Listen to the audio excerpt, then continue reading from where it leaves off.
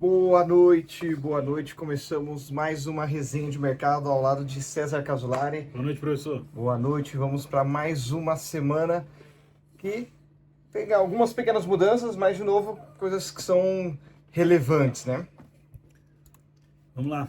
Como que tá lá nos Estados Unidos, então? Bom, começando pelos Estados Unidos, né, saíram alguns indicadores de atividade econômica. As vendas contraíram lá em abril, vendas no varejo, né, contraíram em abril, e o mercado de trabalho, os pedidos de desemprego, né, que eles têm esse dado, é muito importante, um dado muito importante para a gente aqui, foram 222 mil e o esperado era 220 mil, então um pouquinho acima do esperado.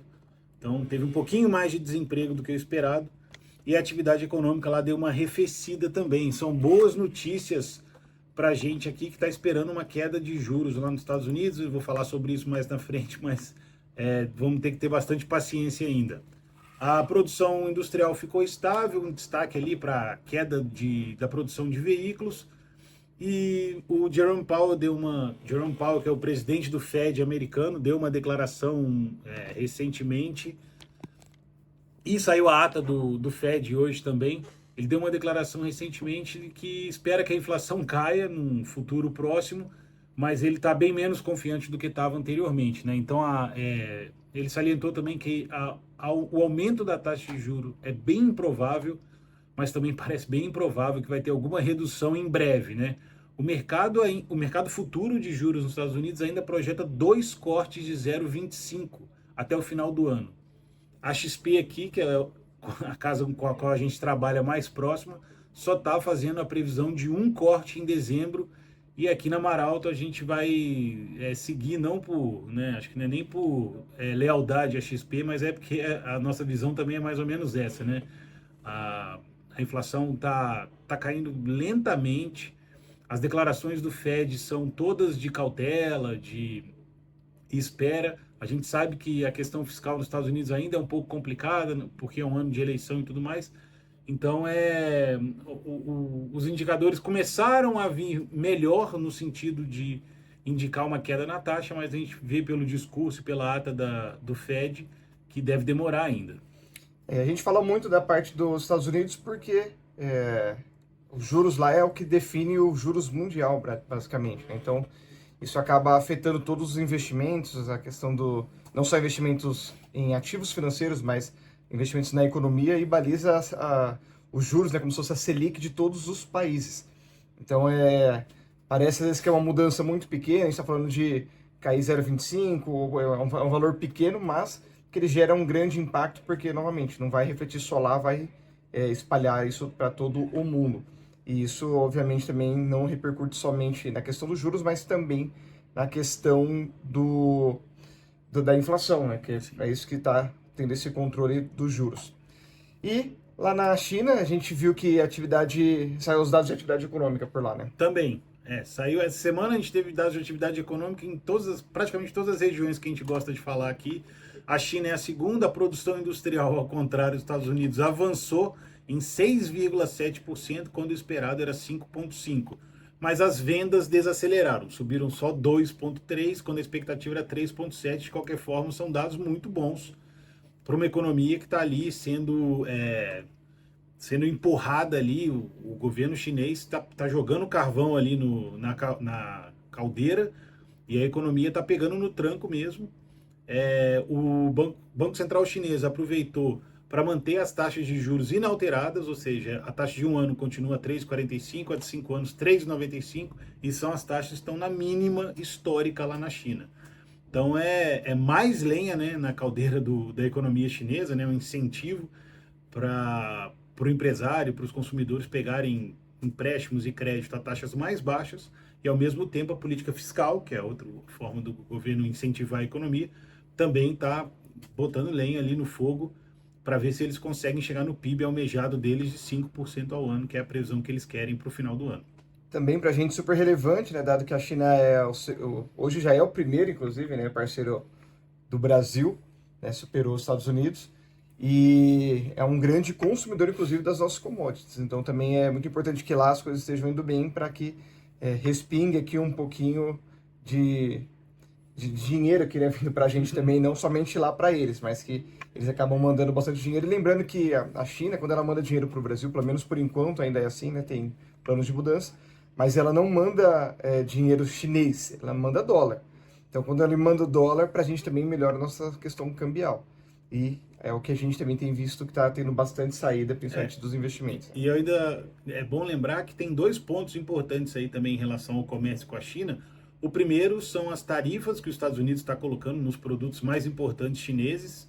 Então, provavelmente vai ter uma venda menor de produtos chineses nos Estados Unidos, pode vir para cá, a gente pode conseguir pegar esse pedaço do comércio.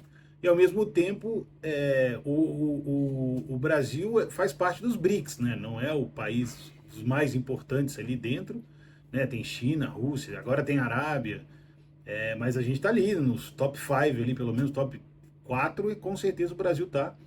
E tem esses laços estreitados ali de comércio e tal. O Lula se dá bem com o governo chinês.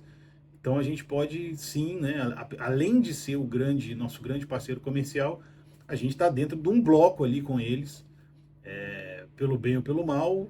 Isso dá uma proximidade grande para os nossos produtos. Isso é uma excelente visibilidade e uma possibilidade de negócio muito grande. Os BRICS estão se unindo para fortalecer, para ganhar força, dado que os países desenvolvidos acabaram deixando um pouco de lado.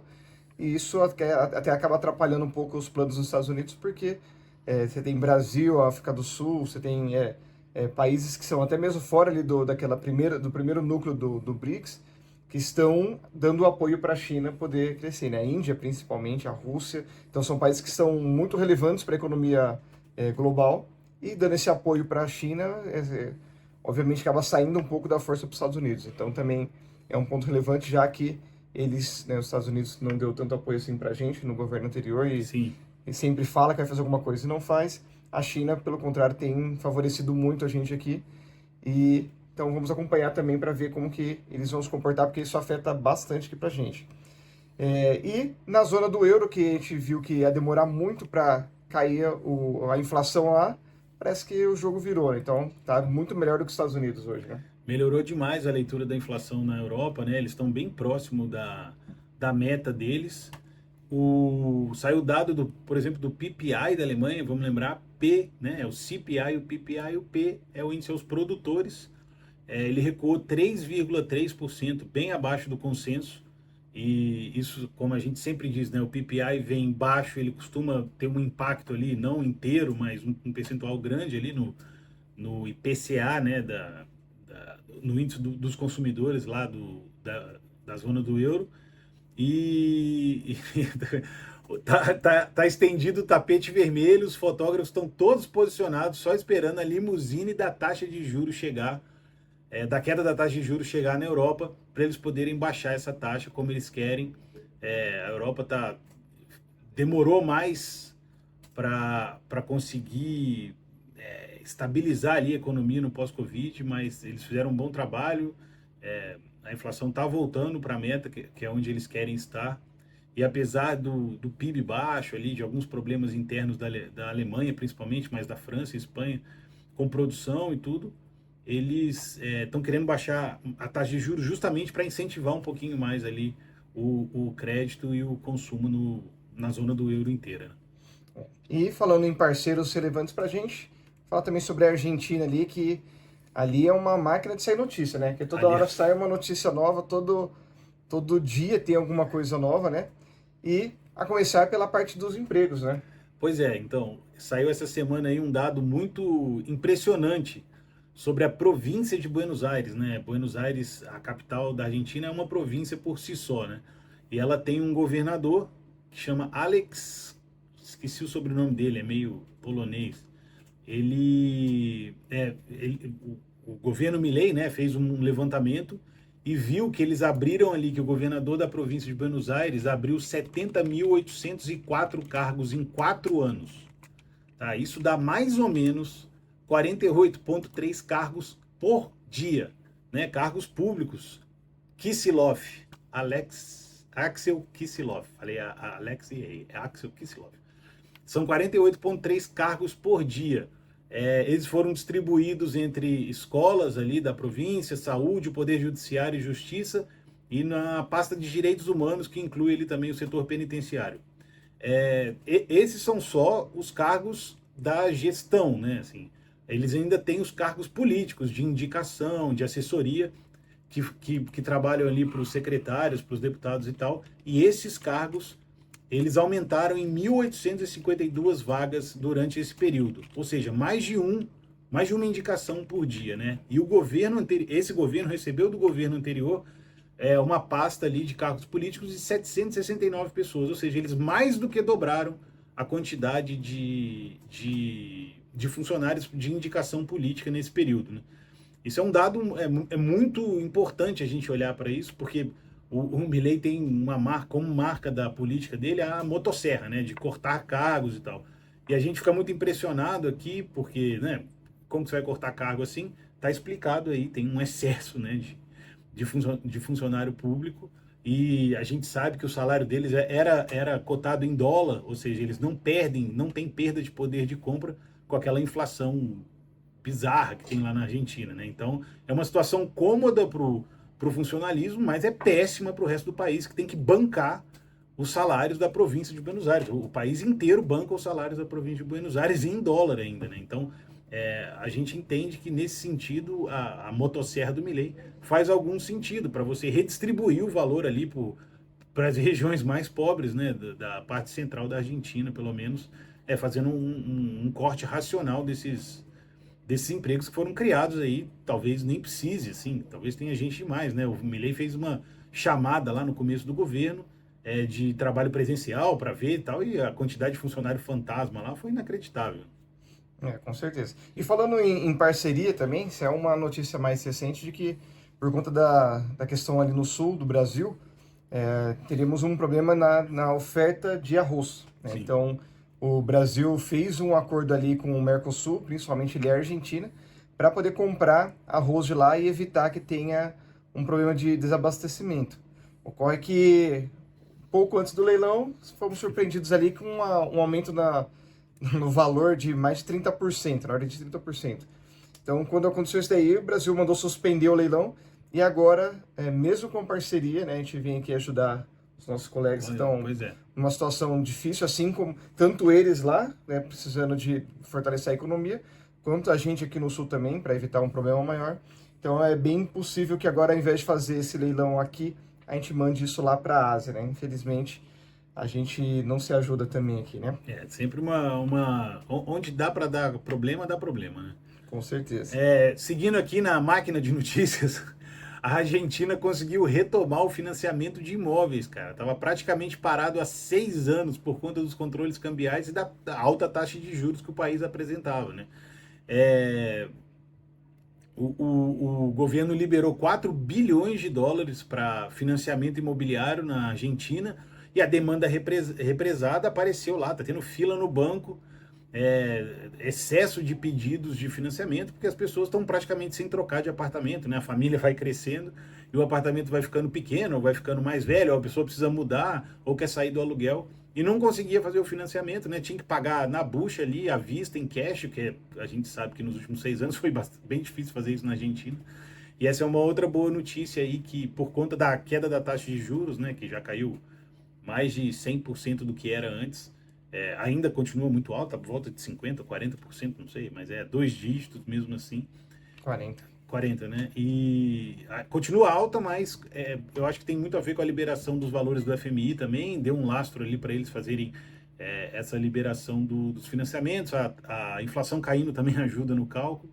Então tudo vai, assim, aparentemente aos poucos, a normalidade vai voltando, apesar de ainda ter um longo caminho, como a gente sempre fala, as taxas estão muito altas ainda e tudo mais. E esse governo do Milei, ele foi eleito ali como um governo que não se diz nem de direita, é um governo libertário, né? Que é acima ali do liberal econômico ali, que é um governo que quer destravar o máximo, diminuir o máximo possível o ultraliberal, como a gente fala, vê aqui no jornal, né? Ultraliberal. Exatamente, está querendo diminuir, enxugar o máximo possível a máquina pública e interferir o mínimo possível no mercado, né? Mas parece que também tem alguns pontos ali que não estão conseguindo cumprir, né? tem um ditado que fala que você sai do Brasil, mas o Brasil não sai de você, né? Acho que serve para a América Latina inteira, principalmente para os políticos da América Latina. O Milei deu uma de malandrão ali no mês passado, não, nesse mês, no mês de maio, em relação ao preço do gás, né? Ele congelou o preço do gás. E tinha um reajuste mais ou menos contratado ali na casa de 400% para o preço do gás. Ele vinha tirando subsídios, ele vem fazendo tudo isso. As coisas subiram muito de preço, né? Tudo que era subsidiado, como transporte, energia, é, enfim, um monte de coisa. Ele liberou o preço, isso aumentou, obviamente, a conta para o consumidor, né? Tanto de passagem como de energia e tal. E a próxima seria o do gás, e ele, ali na malandragem, pediu para segurar, congelou o preço do gás. Isso ia dar uma porrada Na na inflação. inflação, né, na taxa de inflação, né? Ela deve, a última foi de 8,8, ela deve vir um pouquinho mais baixa ou mais ou menos em linha. E se esse reajuste tivesse passado, provavelmente viria mais alto. E ele não está querendo notícia ruim, então fica aí um ponto. Tem vários pontos negativos, mas esse foi muita malandragem, hein, seu Milei? Que isso, cara. Isso aí é igual botar coisa esquisita na água para tomar na Copa de 90. Isso não pode fazer, não. E falando aqui agora do nosso Brasilzão, a gente também teve algumas coisas que pareciam estar bem encaminhadas. Parece que agora a gente volta aos pequenos tropeços ali, gerados principalmente ali pela macroeconomia e também talvez principalmente pelo fiscal aqui do Brasil, né? Pois é, vamos lá. O Brasil é outra máquina de gerar notícia, assim, né? Não passa uma semana sem ter um monte de notícia que a gente tem que acompanhar aqui para ver como que isso vai resultar na nossa estratégia, na nossa conversa com os clientes e principalmente no futuro do nosso país, né? Fora do nosso emprego, a gente também tem que pagar conta, a gente também tem que pagar financiamento e tudo. Então vamos lá, atividade econômica do Brasil. Falei que tinha saído em vários lugares, saiu no Brasil também. Recuo de 0,3 em março, em a prévia do PIB ainda, né? Esse número pode mudar até mais alguns dias, quando deve sair o dado oficial. E a previsão é que ele deve fechar por volta de 0,65 positivo no trimestre. No primeiro trimestre de 24, 0,65 de crescimento do PIB. Não é uma taxa ruim, né? Se essa taxa se repetir, a gente vai bater lá na casa dos 2,5 no fim do ano.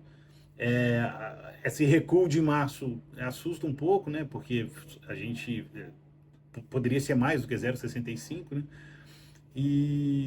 Mas o país ainda está naquela.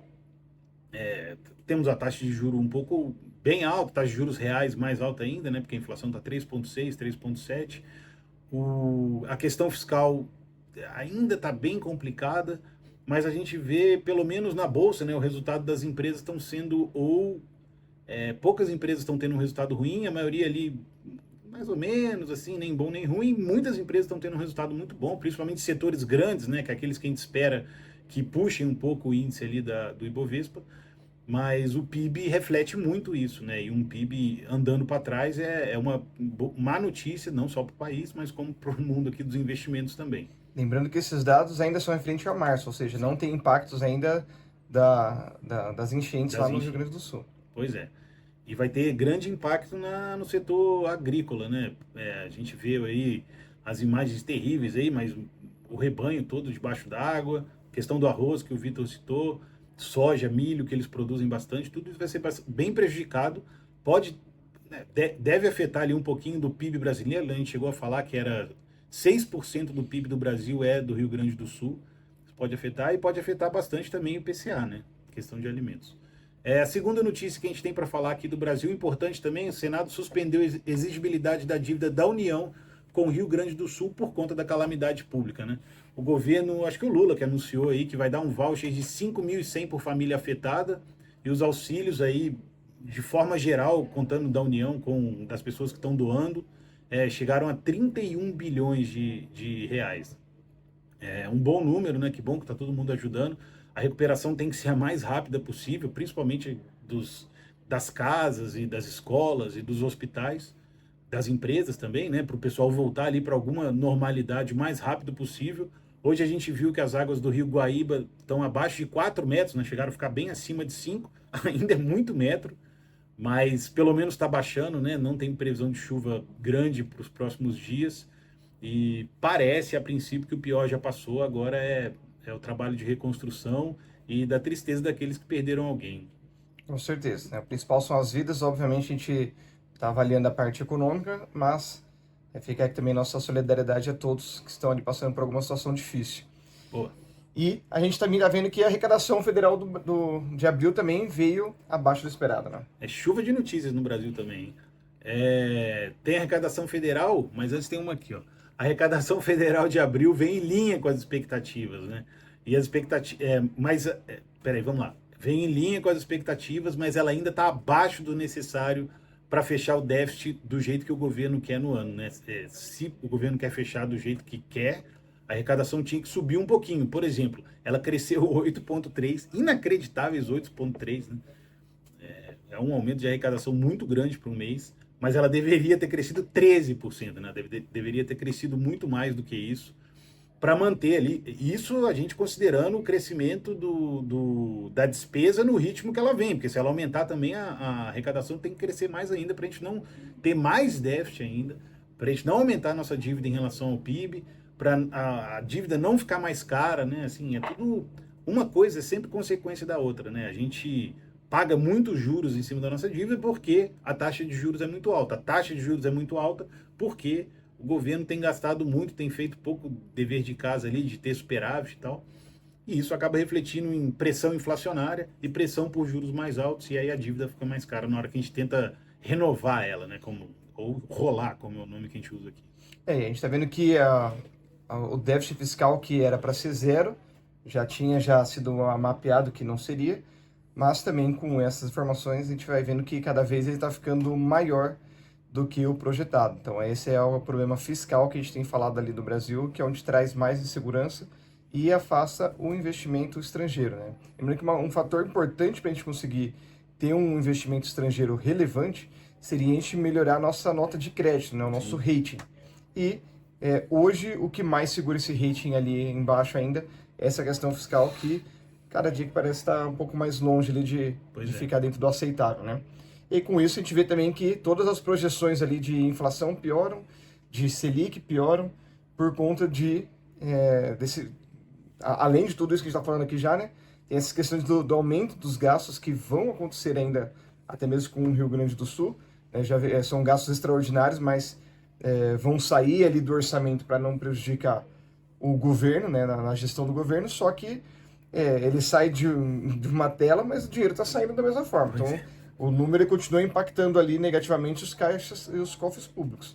Então, a gente vai perceber aí que para poder ter esse controle, vai ter ainda aumento de juros mais alto do que... Aumento, não digo, no futuro, né? No juros futuro, não no aviso. Talvez ainda deve continuar caindo, mas isso deve impactar as expectativas dos juros futuros. Já emendo aqui com a nossa última notícia da chuva de notícias do Brasil, alta nas expectativas para a Selic no fim do ano. Isso é outra coisa que mexe bastante, né? Se a expectativa fica mais alta, provavelmente a taxa deve convergir para essa expectativa. Não dá tempo de explicar isso aqui porque, mas em breve vai ter aí. A expectativa estava 9,75, agora passou para 10 da Selic no fim do ano, ou seja, só mais 0,50 até o fim do ano. E o IPCA de 3,76 para 3,80. Parece pouco, mas é ruim, cara. O IPCA subir nessa altura do campeonato seria uma péssima notícia. Espero que continue em linha ou pelo menos caindo aos poucos. Apesar do Haddad ter falado que uma meta de 3 é muito baixa para um país como o Brasil, isso já prejudica também mais um pouquinho. Com certeza. Qualquer conversa ali, qualquer orientação que o governo dá que vá em desencontro com as expectativas de mercado vai fazer com que às vezes não impacte ainda no aviso, não impacte no momento agora, mas se a expectativa já aumenta lá na frente, é uma profecia autorrealizável, né? Exato. E para a gente fechar aqui nossa resenha, temos hoje nosso momento cultural, a gente vai trazer os 5 principais erros que o investidor comete. Isso, obviamente, é com base no que a gente percebe aqui, né? Mas que tenho certeza, bastante convicção de que isso é um efeito... Não vou dizer que global, mas pelo menos nacional. E outro, é o top 5. O investidor erra muito mais do que isso, mas esses são os principais. Com certeza. Qual que é o primeiro aí? Pode começar. O primeiro, cara, o que a gente mais vê aqui, não só como assessor de investimento, mas a gente vê no Brasil, conversando com amigo e tal, até fora da nossa profissão, é o cara querer ficar milionário da noite pro dia. Já viu esse? Pô, eu também queria. Mas... Todo mundo quer. Tá errado isso aí, né? Querer ficar, todo mundo quer. Agora, achar que dá, já é outros 500, né? Não é à toa que saiu um dado recentemente de uma pesquisa aí dizendo que 14% da população do Brasil já jogou no tigrinho ou aposta, considerando meio investimento, e apenas 2% da população tem exposição em renda variável, né? Ou seja, tem ação na bolsa. Esse dado é um absurdo e mostra que a pessoa acha realmente que pode ficar milionário da noite para o dia. Isso pode acontecer, mas a probabilidade, pelo menos na Mega Sena, é 1 em 60 milhões. E você comprar uma ação e ela valorizar é uma probabilidade um pouquinho mais alta, né? Bem mais alta disso acontecer. Com certeza. E o pior é se expor em negócios duvidosos, tipo esses que eu citei, ou investimentos da moda. E o investimento da moda agora é criptomoedas. Tomar cuidado que essas alternativas ali de enriquecimento muito rápido é o que a gente chama de cemitério de malandro, né? Pois é. Entra ali achando que vai ficar milionário da noite pro dia, muitas vezes acaba ou ficando sem nada e às vezes até mesmo devendo, né? E o cara sempre conhece alguém que ficou, né? O vizinho, o primo do vizinho, o tio de não sei quem. Então, assim, chegou um negócio muito bom na sua frente, primeira coisa que você faz é desconfiar. A segunda coisa, se você quiser fazer sozinho, é pesquisar sobre isso. Não tem retorno tão grande em tão pouco tempo assim para a massa. Alguém um dia pode ter ganhado uma coisa ou outra, mas é muito raro. Terceiro, se quiser, pode ficar em segundo, pergunta aqui pra gente que a gente ajuda você a ver se esse negócio tem algum lastro por trás, se tem algum tipo de seriedade, está dentro das regras do que a gente espera de um bom investimento, e a gente faz toda essa avaliação para você e te ajuda nesse quesito. Qualquer coisa que pague muito acima de 1% ao mês com zero risco. Um risco ou zero, ou pelo menos muito baixo, desconfie, manda aqui pra gente que a gente te ajuda a avaliar.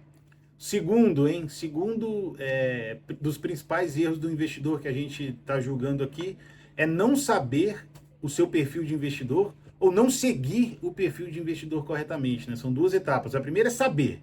Isso aí é básico. Você tem que saber qual é o seu perfil de investidor, qual que é a sua exposição ao risco e o que você aguenta de risco e volatilidade na sua carteira. Existem carteiras que são feitas para ter muito pouca volatilidade, existem carteiras que são feitas para ter mais volatilidade e provavelmente um retorno maior no longo prazo. Você entender isso é importante para você. Mesmo uma pessoa que é conservadora, né, numa carteira conservadora, tem espaço para renda variável, tem espaço para risco, sempre controlado para ele ficar dentro do perfil de conservador. Mas isso tem, e a gente tem que falar principalmente de dois assuntos, né? Você tem que saber como lidar com o risco e como lidar com a liquidez. Todo mundo quer ter sempre o dinheiro livre disponível para poder utilizar a hora que quiser. Só que é importante lembrar que quanto mais longo você fizer, obviamente, né, não é necessariamente uma regra, mas geralmente quanto mais longo for o prazo do período, até mesmo em renda fixa, você consegue condições mais favoráveis do que ativos que estejam disponíveis o tempo inteiro. Então você abre mão um pouco da liquidez para poder ter um pouco mais de retorno, né? A gente sempre fala aqui sobre o tripé de investimentos. Ele é composto de rentabilidade, risco e liquidez. Então você nunca vai ter os três, você tem que abrir mão de pelo menos um deles. Então se você não quer abrir mão da rentabilidade e também não abrir mão de um baixo risco, tem que abrir mão da liquidez. E obviamente também tomar cuidado que o contrário é verdadeiro. Você não pode se travar muito e não ter uma reserva de emergência, não ter um valor que você possa utilizar no curto prazo. Terceiro, dos principais erros do investidor, é não diversificar os investimentos. Essa parece meio óbvia assim, mas a gente vê pessoas que acham, né, clientes que acham que estão fazendo diversificação, mas na verdade eles estão expostos ao mesmo tipo de risco. Vamos lá, dentro da renda fixa, por exemplo, a gente gosta de falar para a pessoa diversificar entre pré-fixado, IPCA e pós-fixado. É uma pequena diversificação, porque de acordo com o movimento da taxa de juros, cada um vai ter uma variação diferente. Em alguns momentos uma vai ter uma melhor, a outra vai ter a outra melhor. Mas mesmo assim, os três estão sujeitos à variação da taxa de juros. Ou seja, está exposto à mesma coisa. Você tem que estar exposto a itens diferentes, a movimentações diferentes no mercado, até geograficamente, talvez, né? Não invista só no Brasil, pode ter um pouquinho lá fora. Você não pode, não, você deveria estar mais diversificado em várias áreas e estar exposto a vários tipos de risco, né? Ou de volatilidade diferentes. Isso já está comprovado cientificamente desde 1950, que no longo prazo é o que vai te trazer o melhor retorno e menos volatilidade. Lembrando que o que importa não é somente o risco ali dos juros, ali, né, que a gente chama de risco de mercado, mas a gente tem ainda risco de crédito, tem vários outros riscos que são diversificáveis, né, que vão afetar apenas alguns ativos, então você tem que complementar a sua carteira para evitar que um único fator de risco ele acabe prejudicando toda a sua carteira. O quarto maior erro que a gente julga aqui, ele é um pouquinho mais sutil, assim. Eu acho que ele é para investidores que têm um pouquinho mais de experiência no mercado, que é exagerar nos investimentos em fundos de investimentos.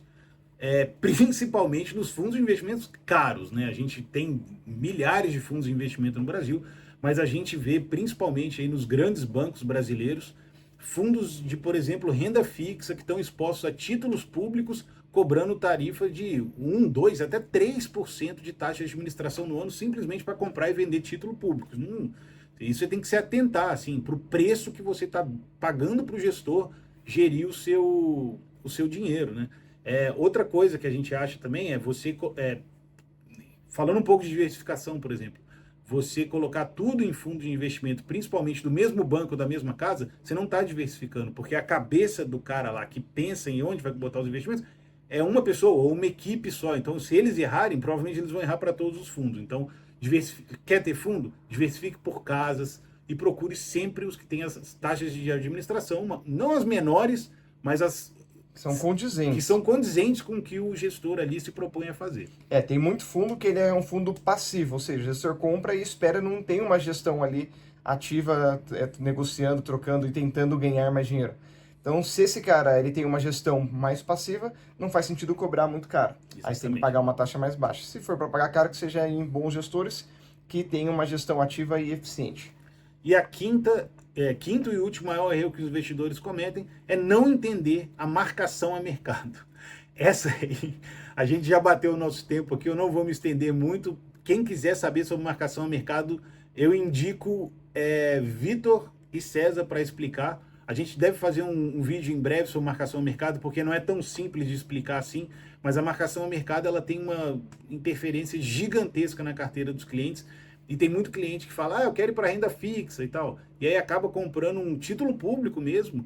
E aí, um mês ruim como o de abril, a carteira ali, aquela parte de renda fixa dá negativo, o cara buga, assim, a cabeça do bicho não entende como que uma renda fixa pode ter dado negativo e pode dar graças à marcação a mercado. Você só consegue honrar as taxas contratadas se você carregar até o vencimento. Exato. Qualquer negociação que é feita antes do prazo do vencimento, ele é possível negociar, só que ele vai ser negociado com condições a mercado, por isso que é esse nome, que é o que está sendo negociado no mercado naquela data. Dadas as flutuações da taxa de juros naquele momento. Exatamente. Então, para a gente poder fechar, vou colocar aqui um sexto erro, é você não procurar uma assessoria de investimentos para te ajudar a entender tudo isso, como isso se aplica a você e como que você pode se preparar para conseguir montar um portfólio de investimentos, cuidar das suas finanças da forma mais adequada. Então encerramos aqui mais uma vez. César, obrigado. Valeu, professor. Voltamos na semana que vem. Qualquer dúvida, chama a gente aqui, estamos aqui para tirar todas as dúvidas. Grande abraço.